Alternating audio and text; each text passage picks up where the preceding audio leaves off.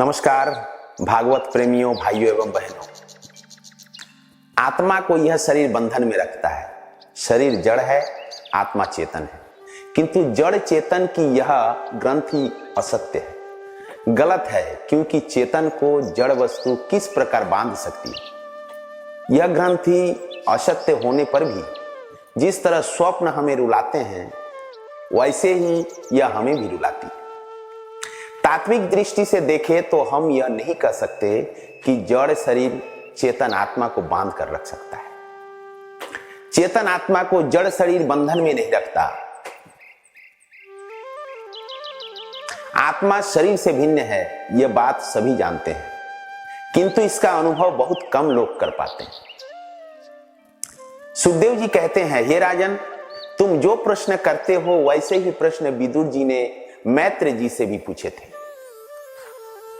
विदुर जी ऐसे हैं कि आमंत्रण के बिना भी भगवान उनके घर गए थे। विदुर जी एवं उनकी पत्नी सुलभा का भगवत प्रेम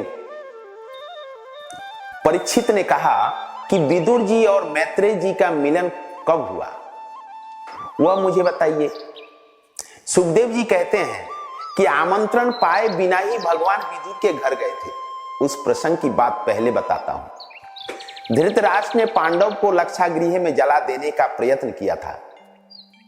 विदुर जी ने धृतराष्ट्र को उपदेश दिया, किंतु उसका धृतराष्ट्र पर कुछ भी असर नहीं हुआ। विदुर जी ने सोचा कि यह धृतराष्ट्र दुष्ट है, उसके कुसंग से मेरी बुद्धि भी भ्रष्ट हो जाएगी। फिर भी उन्होंने उसको कई बार उपदेश दिया, किंतु धृतराष्ट्र ने एक भी ना सुनी, तो विदुर जी ने उसके घर को ही छोड़ दिया। विदुर जी अपनी पत्नी सुलभा के साथ समृद्ध घर का त्याग करके वन में चले गए।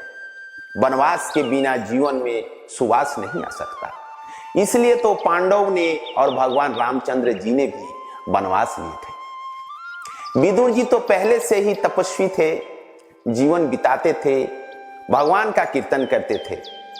इसलिए दुर्योधन के 56 भोगों को छोड़कर श्री कृष्ण ने विदुर के घर भाजी खा प्रसन्न किया। विदुर और सुलभा वन में नदी के किनारे कुटिया बनाकर रहने लगे और तपचर्या करने लगे। वे हर रोज 3 घंटे प्रभु का कीर्तन और 3 घंटे प्रभु की सेवा करने लगे। 12 वर्ष तक इस प्रकार भगवान की आराधना करते रहे। मन को सतत सत्कर्म में लगाए रखो, नहीं तो मन निष्ठल होकर पाप करेगा। भगवान का वे कीर्तन करते थे और भूख लगने पर भाजी खाते थे। भोजन करना पाप नहीं है, भोजन में ही खो जाना और भोजन करते समय भगवान को भूल जाना पाप है। कई लोग कड़ी खाते खाते उसी में खो जाते हैं और अगले दिन माला फेरते हुए भी कड़ी को याद करते हैं। मन में सोचते हैं कि कल कड़ी कितनी स्वादिष्ट थी। विदुर जी ने सुना कि द्वारिकानाथ संधि कराने के लिए हस्तिनापुर आ रहे हैं। धृतराष्ट्र ने सेवकों से आज्ञा दी, कृष्ण के स्वागत की तैयारी की जाए, 56 भोग लगाओ। धृतराष्ट्र यह सेवा कुभाव से करते हैं। सेवा सदा सद्भाव से करनी चाहिए। कुभाव से सेवा करने वाले पर भगवान प्रसन्न नहीं होते। जो सद्भाव से सेवा करते हैं, उनकी सेवा से वे प्रसन्न होते हैं। विदुर जी गंगा स्नान करने गए थे। वहां उन्होंने सुना कि कल तो रथ यात्रा निकलेगी। पूछने पर लोगों से पता चला कि कल द्वारिका ने भगवान श्री कृष्ण आ रहे हैं। विदुर जी घर लौटे। वे बड़े ही आनंदमय दिख रहे थे। उनकी पत्नी ने पूछा, क्या बात है, आज आप बड़े खुश दिखाई दे रहे हैं। विदुर जी ने कहा, सत्संग में मेरी सारी बात कहूंगा। मैंने कथा में सुना था कि जो 12 वर्ष तक सतत सत्कर्म करे, उस पर भगवान कृपा करते हैं। 12 वर्ष एक ही स्थान पर रहकर ध्यान करने वालों को प्रभु दर्शन देते हैं। मुझे लगता है कि द्वारिकानाथ दुर्योधन के लिए नहीं, किंतु मेरे लिए ही आ रहे हैं।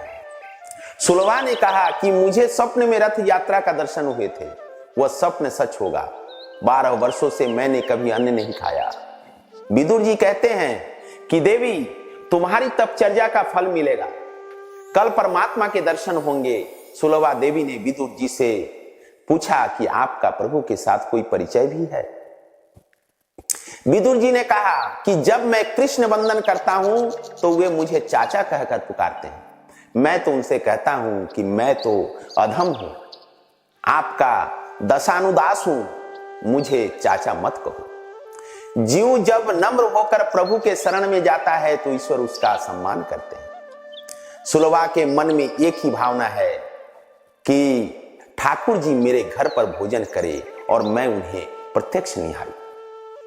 सुलभा कहती है कि वे आपके परिचय के हैं तो हमारे घर में पधारने की न्योता दीजिए। मैं भावना से तो रोज भगवान को भोग लगाती हूं, अब मेरी यह इच्छा है कि मेरी दृष्टि के समक्ष वे प्रत्यक्ष रूप से भोजन करें। विदुर जी कहते हैं कि मेरे आमंत्रण को अस्वीकार तो वे नहीं करेंगे, किंतु इस छोटी सी झोपड़ी में हम उनका आदर सत्कार कैसे करेंगे? उनके आगमन से हमें तो आनंद होगा, किंतु उनको तो कष्ट ही होगा। मेरे भगवान 56 भोगों का प्रशान करते हैं, धृतराष्ट्र के घर उनका भली भांति स्वागत होगा। मेरे पास तो भाजी के सिवा कुछ नहीं है, मैं उन्हें क्या अर्पण करूंगा? हमारे यहां आने से ठाकुर जी को कष्ट होगा, परिश्रम करना पड़ेगा। अपने सुख के लिए मैं भगवान को जरा भी कष्ट देना नहीं चाहता। यही पुष्टि भक्ति है। सुलभा ने कहा कि मेरे घर में चाहे दूसरी कुछ भी चीज भले ही ना हो, किंतु मेरे हृदय में प्रभु के लिए अपार प्रेम तो है। वह प्रेम ही मैं भगवान के चरणों में समर्पित कर दूंगी। हम जो भाजी खाते हैं वही ठाकुर जी को प्रेम से खिलाऊंगी। जीव के सुधारने पर जीवन भी सुधरता है और जीव के बिगड़ने पर जीवन भी बिगड़ जाता है। सीधा साधा भोजन करने से जीवन शुद्ध होता है। यदि आहार सादगी पूर्ण और शुद्ध होगा तो शरीर में सात्विक गुण की वृद्धि होगी। सत्य गुण के बढ़ने से सहन शक्ति भी बढ़ती है और अंत में बुद्धि स्थिर होती है। आहार शुद्धे सत्य शुद्धे सत्व शुद्ध ध्रुवा स्मृति। अतः विदुर जी की भांति अतिशय सादगी भरा जीवन जियो। जिसका जीवन सीधा साधा है वह अवश्य साधु बनेगा। सुलभा ने कहा कि मैं गरीब हूं, तो क्या हुआ? गरीब होना कोई अपराध है क्या? अपने कथा में कई बार कहा है कि प्रभु प्यार के भूखे हैं। भगवान गरीब से अधिक प्यार रखते हैं। विदुर जी ने कहा भगवान राजप्रसाद में आएंगे तो वहां सुख से रहेंगे, मेरे घर में उनको कष्ट होगा, इसलिए मैं भगवान को यहां लाना नहीं चाहता। देवी हमारे अंदर कुछ पाप अभी बाकी है, मैं तुम्हें कल कृष्ण के दर्शन कराने के लिए ले जाऊंगा, किंतु ठाकुर जी अपने घर आवे ऐसी आशा अभी मत करना। बाद में कभी हमारे यहां आएंगे, अवश्य आएंगे, पर कल नहीं। वैष्णव इस आशा के सहारे ही जीता है कि मेरे प्रभु आज नहीं तो 5-10 वर्षों के बाद कभी तो आएंगे, और नहीं तो कम से कम मेरे जीवन के अंत काल में आएंगे। सुलभा सोचती है कि पति संकोच बस आमंत्रण नहीं दे रहे हैं, किंतु मैं तो मन से आमंत्रित करूंगी। अगले दिन विदुर और सुलभा बाल कृष्ण की सेवा करते हैं। बाल कृष्ण स्मित कर रहे हैं, विदुर और सुलभा भगवान की प्रार्थना करते हैं। रथ यात्रा के समय मार्ग में इकट्ठे हुए ब्राह्मण बिंदु के द्वारा की गई स्तुति को सुनकर हर कदम के साथ जो द्रवित हो रहे हैं वे दया के सागर अखिल ब्रह्मांड के बंधु और समुद्र पर कृपा करने के हेतु उसके तट पर निवास करने वाले श्री जगन्नाथ स्वामी सदा मेरे नेत्रों के सम्मुख रहे। हमेशा रथारूढ़ द्वारिकानाथ के दर्शन करो। भगवान रथ में बैठकर जा रहे हैं। जब तक जीव शुद्ध नहीं होता तब तक परमात्मा उसके आंखें नहीं मिलाते, और जब तक 4 आंखें एक ना हो तब तक दर्शन में आनंद नहीं मिलता। विदुर और सुलभा भी रक्त देख रहे हैं। विदुर जी सोचते हैं कि मेरी ऐसी तो पात्रता नहीं है कि भगवान मेरे घर आवे, किंतु क्या एक नजर मुझे देखेंगे नहीं? मैं पापी हूं, किंतु मेरे भगवान तो पापी के उद्धारक हैं, पतित पावन हैं। उनके लिए मैंने सभी विषयों का त्याग कर दिया है। नाथ आपके लिए मैंने क्या क्या न सहा। 12 वर्षों से मैंने अन्न नहीं खाया, क्या भगवान मेरी ओर एक दृष्टि भी नहीं करेंगे? कृपा कीजिए, हजारों जन्मों से मैं आपसे जुदा रहा हूं, पर आज आपकी शरण में आया हूं। लोगों की भीड़ में से रथ आगे बढ़ रही है।